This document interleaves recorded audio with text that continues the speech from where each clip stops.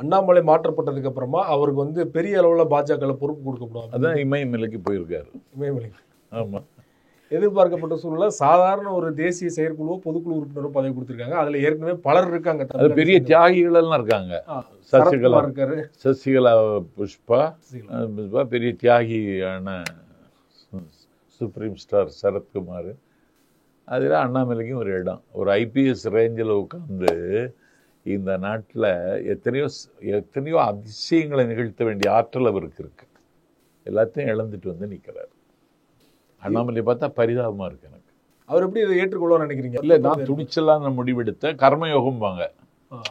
என்னுடைய கர்மாவை நான் நல்லா தான் செய்தேன். எனக்கு ஒரு பாராட்டு கூட இல்லை. என்னை கழட்டி விட அவர் விரக்தியில தான் இருக்காரா? அண்ணாமலை விரக்தியில தானே இருப்பார். வேற என்ன வழி அவருக்கு? இப்போ இமயமலைக்கு ஏன் போகிறாரு? ரஜினிகாந்த் போனால் என்னால் புரிஞ்சுக்க முடியுது. நீங்கள் எதுக்கு போகிறீங்க?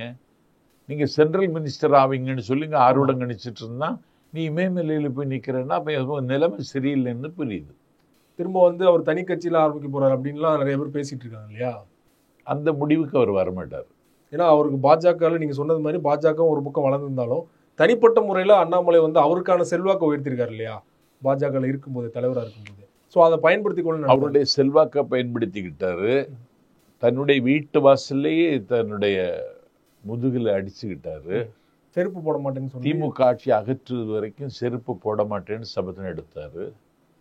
சரி, இந்த செருப்புக்காவது மரியாதை கொடுத்துருக்கலாம்.